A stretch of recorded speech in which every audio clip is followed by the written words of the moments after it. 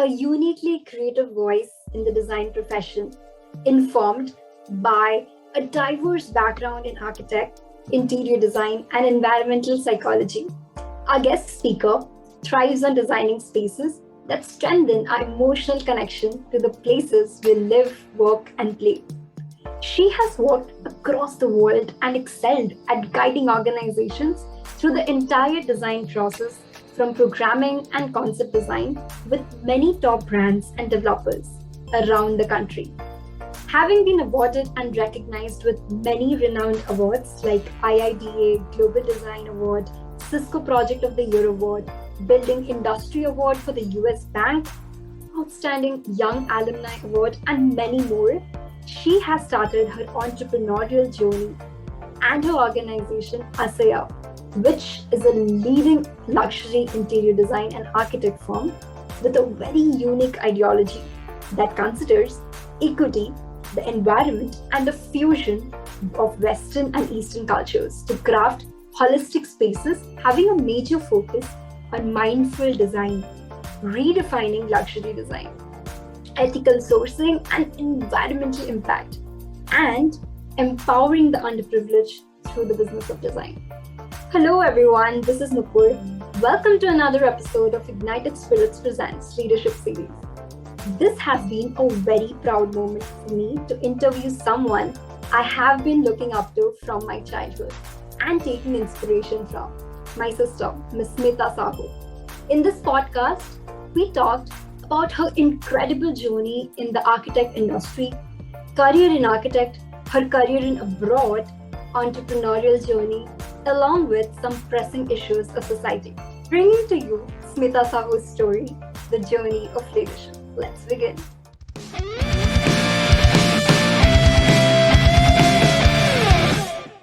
Okay. Hello, Ms. Smita. Welcome to our podcast. It's an overwhelming feeling to have this conversation with you. I mean, having been seeing you from my childhood, your achievements, and the tremendous journey always makes me proud to be a sister and get inspired by you. And I'm really delighted and excited to have this conversation right now.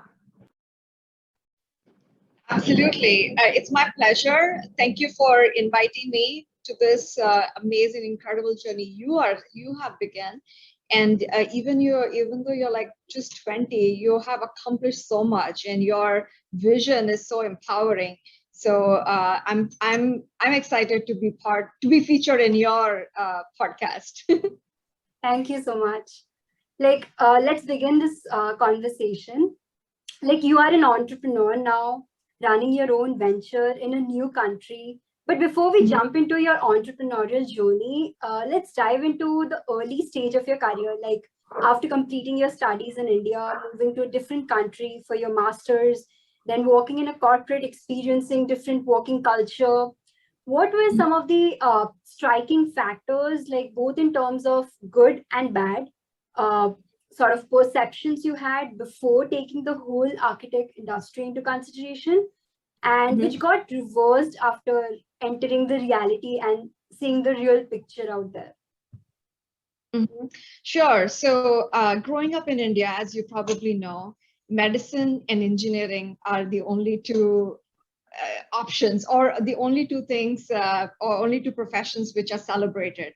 Now things have changed probably, but I'm talking way many years back, and I don't want to date myself, so I will not tell how many years back, but back then it was always that, okay, you've done great in the 10th board exams, and you start pursuing your 12th board exam so you can get into some engineering college or some medical college.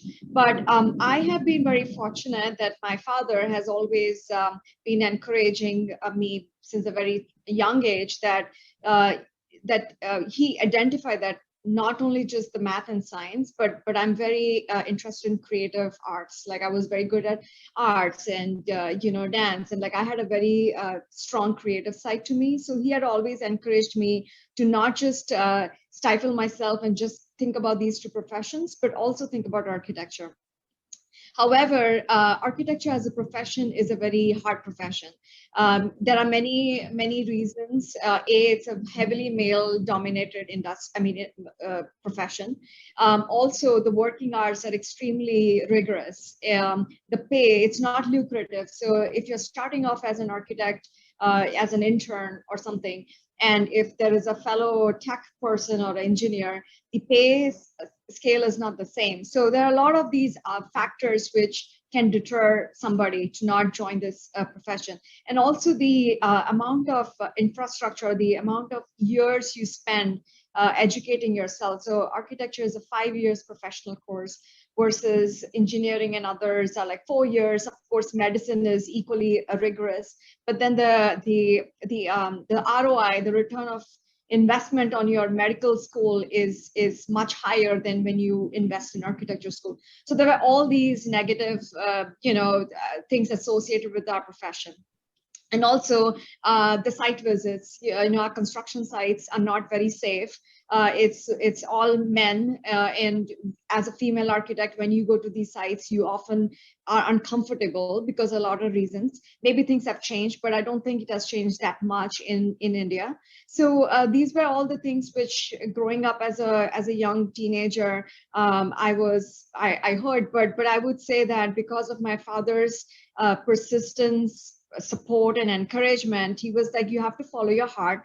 Just because engineering is perceived as a safer choice, if it's not going to make you happy, then it's pointless. You always have to follow your dream. So he put me in touch with a couple of his colleagues, kids who were in architecture school, for me to just talk to them and see what it's like. They are 1 year or 2 years ahead of me, and what is it like to be in architecture school. So I would say that yes, but with every profession there are these notions that this is not right, that's not good, there's no future here or there's no future there. But eventually one should always follow their heart and just follow that dream, and there will be hardships. I won't say that my architecture degree was easy, but that's my passion. I love it. I love design, and I excel because I love it. It's not a paycheck for me. It's not a 9-to-5 job for me. It's who I am. It's an extension of me. So that's what I would say about our profession. And so then I did my education in India, but then I always wanted to explore more. And again, encouraged by my peers, some of my seniors, just wanted to explore what's happening in the other side of the world. So I came to United States to pursue my master's in interior design. So it's a super specialization, but I wanted to focus on how human beings interact in architecture, human beings interact with design. And so that I love it. I'm fascinated by that. And I took that as a super specialization. So the perception here, what I noticed when working in corporate firms is that, oh, you're an Indian, so like you didn't study here, so you're not familiar with our systems, and then you're a woman. So I had similar challenges even here, but a different type of challenges. The challenges were not that I was being eve teased at a job site or anything, but the challenge was that how much do you know? You're not white. You're an Indian woman. And also, if for whoever who know me, I'm a petite Indian woman, and people over here men are like really tall and large. So physically also it's a little intimidating for me to be on a job site with these tall, robust men. However, one has to know that irrespective of what country you studied or whatever, you can learn new techniques. You always have to learn new techniques, but the core ability of you to be a creative designer is not going to go away, whether you're Indian, whether you're from any part of the world. If you're a creative brain, you're a creative brain. And it took some time for me to acknowledge that. And it's through the peers, the bosses who I had back then, who would constantly encourage me to feel free to speak up. And that's how I gained my confidence in saying that it doesn't matter if I'm a woman or if I'm a woman of a color, I'm Indian, I am creative, I am the brain. So you do have to listen to me. So once I started doing that, the attitude shifted. And it's over the years now, when I go to a job site, the way I carry myself, the way I talk, I am an authority of my craft. I know the most. I am the design leader. So yes, there's definitely a shift, but it's a journey, and one has to keep at it and not get discouraged by initial failures, because failures will always happen. It's how you take that and not like go back into your shell, but fight it out. So that's been my journey so far. And now everybody's scared of me when I go to the job site. And also, like, linking it to what you said in the previous thing, like there are a lot of relevant issues that you mentioned in terms of women in leadership positions, and especially in this career being mostly male dominating, and there might be some sort of shocking moments in terms of restricting you from achieving your targets or goals. If you would like to share some of the moments like that with us. Absolutely. So a lot of times when I was, this is, I would say very recent, 5-6 years back, I would not name any individual, not that they are spying on me, but there were a lot of incidences where I found that I was the design leader and I was presenting the design. However, there was always a male presence or a male, a senior or a much more older man next to me trying to acknowledge or trying to take credit for what I did, or trying to show the clients that he is supervising me, even though that's not true. And it was frustrating, and it is always frustrating, and it continues to happen to a lot of women in not only just design industry, in multiple industry where they want to feel that they are trying to coach you and you're just a woman, so you don't have the decision, or you don't have the assertiveness, and they are here to do that. The way I fought through is just being true to myself and just continue to talk to the client, make direct contacts with the client and say, this is what I think, this is not what we think, this is not what, it's not a collective idea, this is my opinion. And again, it's a challenge. The first meeting you feel awkward, but then slowly and steadily the client or the team acknowledges that you are the thought leader, you are the one who is the creative brain. So automatically they start diverting towards yourself. And then that's how you have to do. That's how you have to take ownership of your true leadership quality. And I never had to tell somebody that, okay, I don't want you in the meeting or anything, but it was kind of irritating sometimes where I have worked hard. Me and my team has put this entire presentation together, worked through the night, but somebody just decides to show up just because of seniority and tries to take credit. Is frustrating. But the only way you can do is just by showing how prepared you are, how thorough you are with your work, and you are able to answer every questions the client has to ask, and you have the client's best interest. That's the only way you can fight this. Absolutely. Like, was it some way linked to you starting off your own venture? Like, was this some of the reasons? Yes, absolutely. So when you're working under big corporations, you learn a lot. And they have, I'm not going to say bad about anything. All my journey so far has trained me for me to be where I am right now. But at the same time, you're always under somebody else's umbrella. You're always, even if you win some battles, like, getting acknowledgement for your design and everything, you still don't own your true successes. You're always an employee. And again, I'm going to give my dad credit in this. He always told me that, it's great to be an employee, and it's great to be a good employee and a great employee, but it's a different thrill to be your own boss and, be your own employer. And and you just at a different level when you become your own boss and you start your own entrepreneurial journey, you are much more elevated. So because of all these reasons, and also I was getting saturated with, when you're in a particular environment, you learn certain things and then it gets repetitive. So you want to grow. So as an entrepreneur, any creative person doesn't like the stagnant environment. So multiple reasons and multiple factors led me to start my own firm.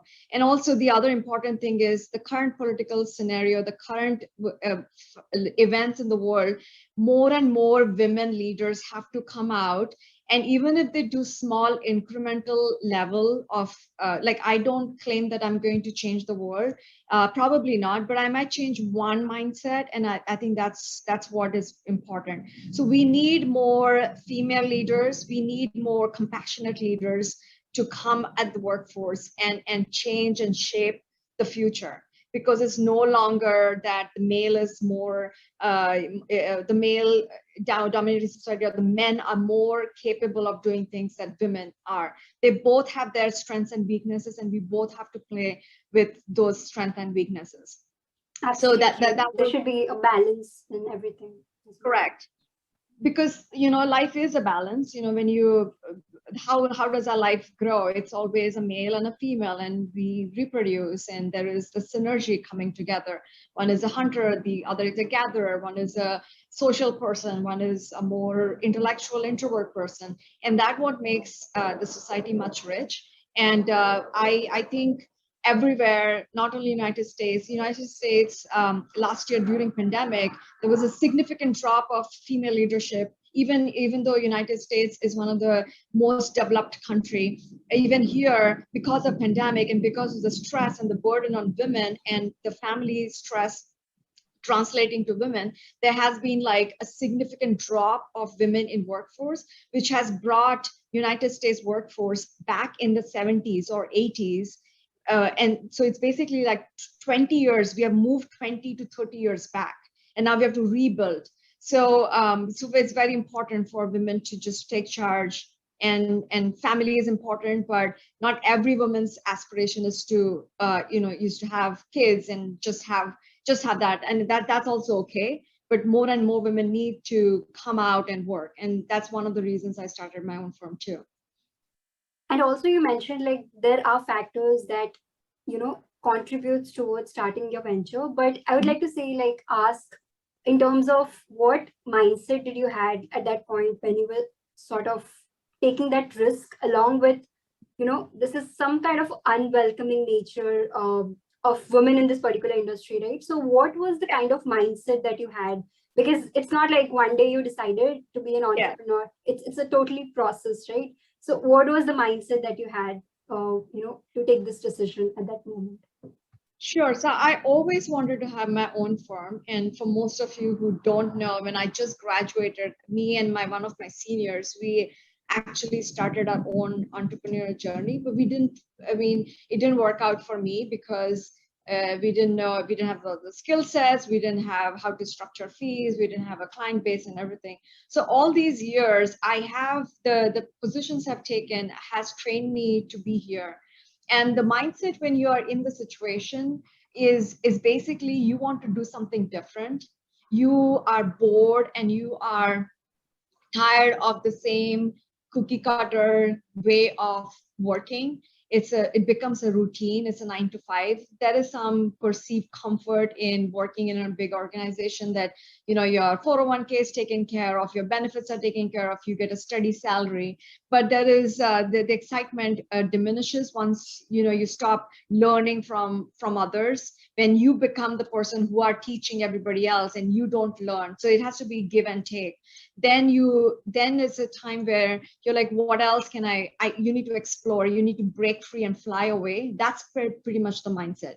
Is basically you've acquired enough skills, you've acquired enough strength. Now is your time to break free. And that's exactly what my mindset still now is that how can I challenge the way we are doing design? How can I challenge the way we are setting up our teams who are doing this design? Can I bring different perspective? Do I only have to work with people who have design background to create design solutions? Can I work with scientists who can help me create design solutions? This is not normal. So, but then since this is not normal, only if you're in a free environment, free spirited environment, you can experiment these things. And not every experiment will be successful, but at least you've tried and you will still learn a lot. And so the mindset for any entrepreneur is that they want to change some things. They want to question the status quo. They want to challenge themselves first, and then also bring something new, bring something fresh to the world, like bring fresh ideas. safe ideas are great, but then they are boring and safe. So Absolutely.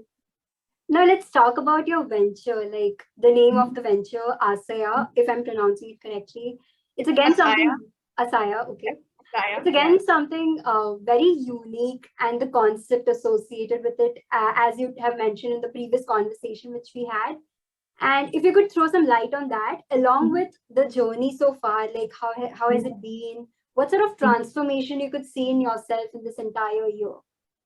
So I took a long time coming up with the name. I didn't. So typically, like for design studios, they call themselves like creative studio or studio, and the owners usually use their name because they want to create a brand identity. I mean, that's nothing different. Like how the fashion houses in India are like Tarun Tehlani Studio, or like Ritu Kumar, like they use their name, and that's similar for interior design too. But I didn't want to do that. I wanted to do something again different, where I wanted to embrace a philosophy, and I wanted to embrace a philosophy so that becomes. I don't want people to be attracted to me as Smita Sahoo, but be attracted to the philosophy. So when I hire people, they are not getting hired. Yes, I am the owner, I am the creative thinker here, but they are attracted or they're aligned to this philosophy. And what is that philosophy? And then even the clients, different clients have different value systems. So how do you weed out which is your client, which is, what you can bring value to them, and how they can bring value to your business? Because this is just not a transaction. You are adding value when you're doing the design work. You are elevating their business too. You are elevating their built environment so that they can, their built environment is a tool to grow their business. So for me, it was very important to understand what is my philosophy, what do I want to do. And the other important thing was I wanted to celebrate my heritage. I'm Indian, I'm very proud. I'm American now, but I'm Indian American. So I wanted to also infuse some of that flavor into my name. So I'm not joking, 3-4 months just looking up at various dictionaries, English, Sanskrit, Hindi, it just and I also wanted the word, it starts from A, because I wanted to be on the top list, because when they categorize all the names of the form, I didn't want to be Z, I wanted to be A.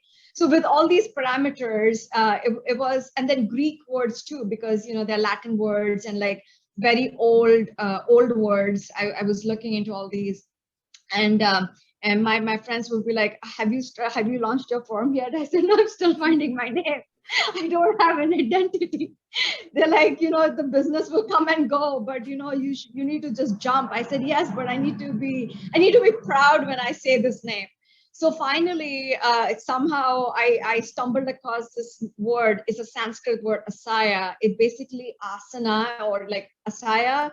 The word asana came from asaya. So it basically means cradle. It's a cradle of feelings and thoughts. That's what asaya means. Wow. So that's what I loved, because my work as a designer is creating human emotions, but also using science and technology to create those human emotions. So it's a cradle of feelings, which is human connections, and thoughts, which is about thoughtfulness, mindfulness. I'm big into environmentally friendly design. I'm big into sustainability, nature, and all that. So for me, this felt right.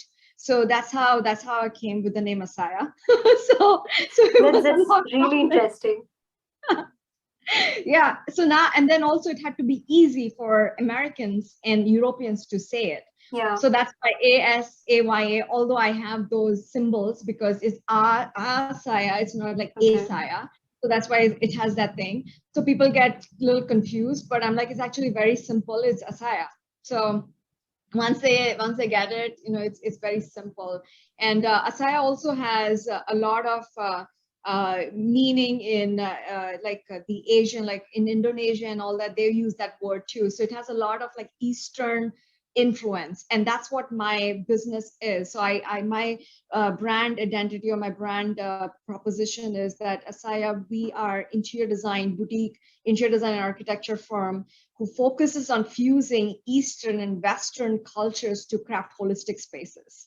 So that's who I am. I'm both a fusion of Eastern and Western. Like, I don't say Eastern philosophy is always good and Western philosophy is not, but there can be a very a symbiotic relationship and a combination of both these powers. So yeah, so that's my story so far. Awesome.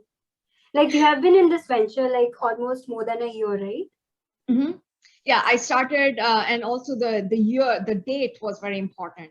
So the year is also significant. So the date is July 4th, 2020. So July 4th is American independence. So when I launched, not only I have some well-wishers and friends who have helped me through my journey. So I'm blessed to have these supporters. So they were like, well, if you miss the July 4th deadline, which is American independence, you always have August 15th, which is Indian Independence Day for your company. So it's okay, because you have to like register your business and all that before. So July 4th was independence, and to me, this is a true independence. Like, I have took the courage to break free from corporate, the stable 9 to 5 corporate. Nothing wrong with it. It's great. But it takes a lot of courage to let go of that lifestyle and choose where you don't know what your next client is. You don't know where your next project is coming from. You don't know a lot of things. You don't know anything about finance. You don't know anything about accounting. And all of a sudden there is like all these taxes and all that you have to learn.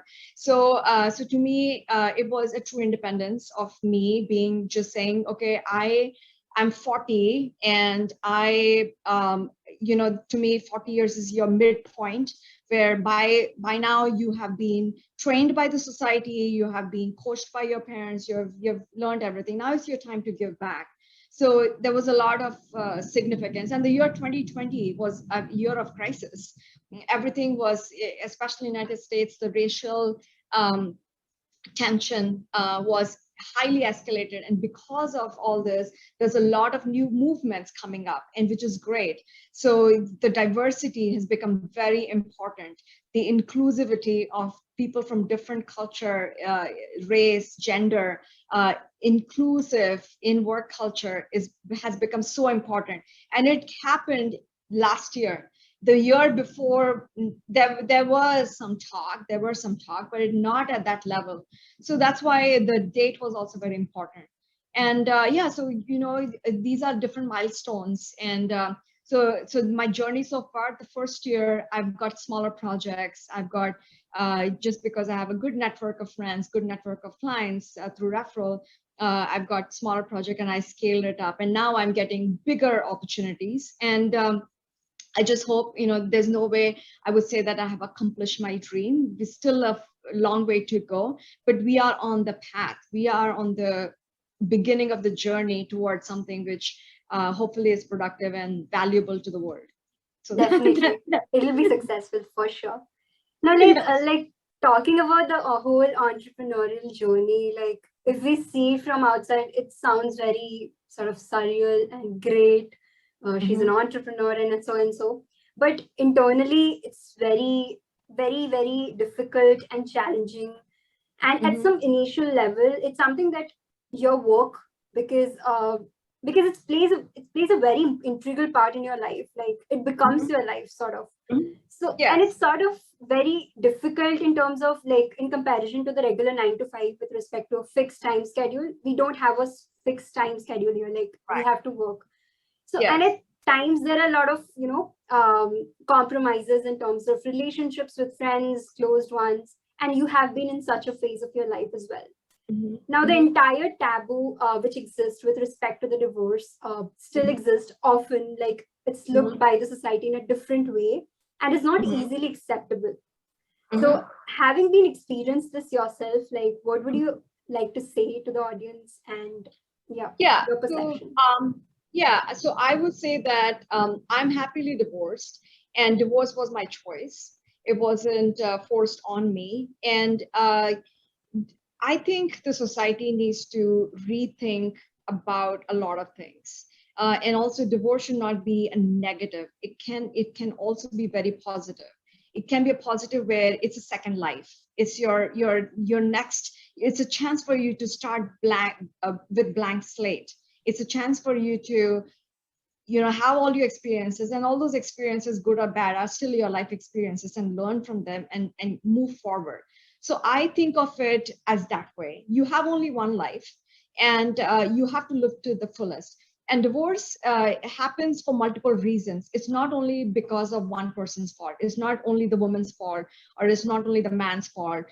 There's a lot of times when you get married when you're very young, but then over the course of time, you are influenced by a lot of things. You are intellectually growing, you have different external influences, you have different aspirations which you had subsided, but then now they have come back, and then you choose a different path.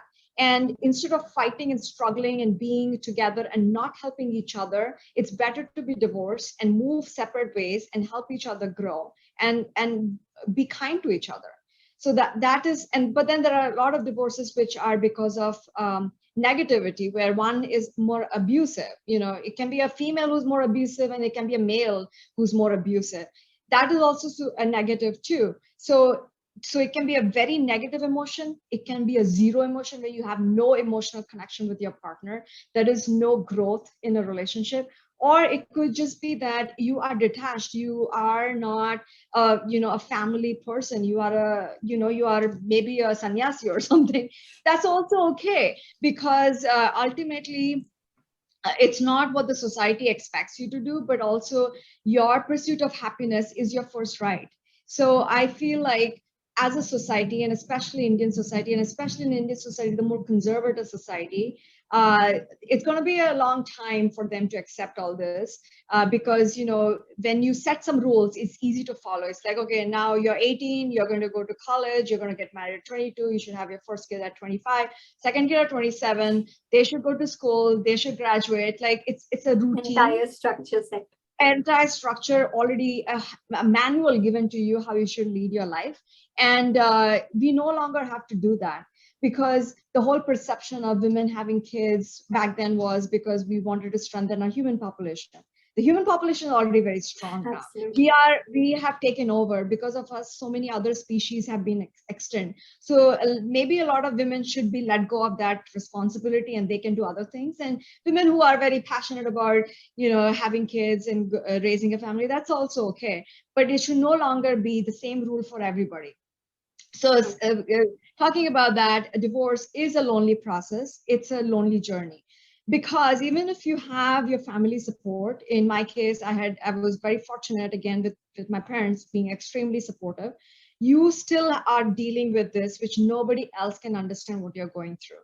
Your relationship with your spouse is your relationship. And if it's not working out, it's for you to know if it's not working out. Even if you go to the grandfather, the people who have the wisdom of the world, or a therapist, or whoever, doesn't matter, or your friends, your best friends from high school, they still cannot help you, because it's your own journey. So to me, a lot of women and men don't take the hard step of questioning these things. That what is relationship? Like, what am I doing? Like, what is the essence of this relationship? I mean, I just did a lot of checkbox, but then what is it doing for me? So, but then the lonely journey is also very tough. But then there is light at the other side. Like every civilization, or every time we have had crisis, there is something good which has come out of it. It's like the Mahabharata or the Ramayana, where they have the Sagar Manthan. Yeah. Yes. So or even the Renaissance period. There were black ages, there were the dark ages, and through the dark ages and everything came the Renaissance, which is bringing up upliftment. So the same thing happens to human beings too. So it's not a bad thing. You should go through crisis, because if you just had an easy life, then you actually didn't experience life. So my long story about all this is that in rural communities, or little conservative communities, it's harder for women especially to be supported by their family members or the extended family members because of divorce. However, it's there, they have to, and they have to muster courage within themselves to fight that. They have no other choice. Like I had no other choice. It was not somebody else's fight. It was my fight, because I wanted to be happy. I wanted something else from life. So it's purely your responsibility to fight it. Unfortunately, it also comes with a lot of emotional draining, and you may be surrounded by people who are going to constantly pick on you. So I'm not trying to offer a solution, but that person has to understand what is important for them at this point, to follow their dreams and be strong and pursue their happiness, or be in this place where you're constantly being picked at and your life is made miserable. So my experience has been that I have flourished, and I'm not in touch with my ex-husband, but I'm pretty sure he's flourishing too. And I think, and we both have a second chance, and whether we will get married or not get married, or adopt a dog or adopt a cat or adopt anybody, that's our prerogative. So I don't see divorce as a negative thing. In fact, I feel people who are stuck in pungent and bad marriage, I see that as negative, because they pretend to be happy but they're not happy. True. And that shows, because they make everybody else around them uncomfortable and unhappy. That's one of the things which the Dalai Lama says, that for don't worry about the world and everything. First, make yourself happy. Step one. Once you are happy, you are going to exuberate happiness around, and that will make your friend circle or your family circle happy. And then if you're able to accomplish that, which you are doing, you are at a different level where you are making the society happy. You know, that's a different level of accomplishment, which I have not accomplished. But right now I'm focused on my happiness, one person. Talking about it, and talking about it in open public, and being not discouraged that, oh, why are you talking about this? True. Is very important. I mean, we are almost at the end of this conversation. Like, I want to ask you, you have been in this long journey as of now, like have been faced a lot of career growth, ups and downs. What would you like to tell to your younger self or the youth watching this? Any kind of insights you want to share, or what would be it? So I have always been a rebel, and I did what I wanted. So there is not. That's actually a good quality. Yeah. That's a great quality, and I have not stopped from dreaming or doing all of that. But the one thing I would want to advise myself is that maybe in my 20s I was a little bit more focused on researching on things which I jumped into. Like, for example, I jumped into getting my master's in University of Florida. It's a great school, but it happened accidentally. I didn't, or maybe the internet, internet was not strong back then. So let me just blame it on internet. I didn't do enough research on understanding what could be my different possibilities. Like, I could have gone to California, I could have gone to, somewhere else. What were the different programs? So I didn't educate myself that much. So I wish I had done that. So I think the research part, I would give an advice to myself as a younger me, as a 20-year-old, do a little bit more research and ask your seniors a little bit more questions and be a little bit more prepared. But there is also a good excitement when you jump, and it's adventurous. You jump into unknowns. So I don't know if being too meticulous would have been better result, because I did jump into unknowns, and there is a risk factor, and sometimes you are unsuccessful, but then you learn something still. So I don't know if I would change that. The other thing which I would do is, like, there are a couple of things which I didn't push too much. Like, I wanted to pursue my career in dance, which maybe now I think that I should have pushed it a little bit. I should have figured out a way to manage my dance, not as a career, but as a hobby. Like, right now I don't dance at all, and dance is something I've always enjoyed. So that's one part of my life which is completely cut off when I moved to United States. So I started training dance since a year of 4 years old. So from 4 years all the way till 10th grade, whatever years you are, like 15, 16, that has been part of your expression, that has been part of your workout, and all that stuff. And now I don't dance at all. So I feel like I should do something about it. My advice to the youth is that don't follow the herd. Learn from the herd, learn from the mistakes, but always follow your own path. Even if it sounds hard, even if your parents or even if your friends say that this is not a lucrative business or anything. Do something which you're passionate about, because if you're even passionate about being the best leather expert, that is going to take you so far, because you're going to be that one special person who knows everything about the leather, than being an engineer or a generic person. Don't be generic, because then you're like just leading a life of another living creature on this planet, and you're just like going through the emotions, you're feeding yourself, you're doing something 9 to 5. Follow your path, because you have only one life. And it's okay if you wake up later too, even if you like wake up at age 50 and you realize, oh, I should do something about my life. You should, because again, you still have 20-30 more years to live prosperously. Actually, Awesome. yeah, like actually a lot of people in the United States pursue their second career or second degree at the age after they're retired. And I think that's great. So that would be my advice. Follow your heart, follow your dreams.